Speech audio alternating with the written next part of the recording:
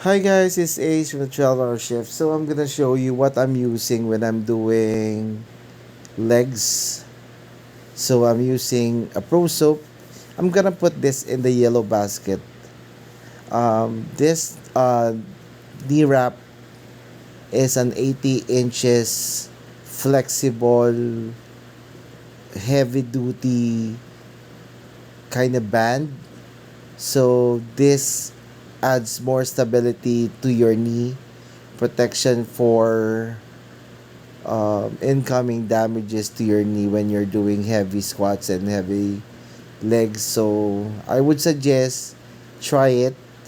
And with the quality of the band, I would say this is a good investment.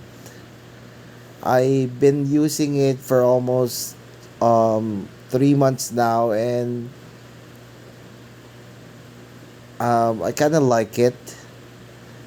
Before, when I am using sleeves, okay naman yung sleeves, pero pag nirap kasi parang pang heavy duty talaga siya eh. So I would suggest check it out. Check the reviews also. These are good.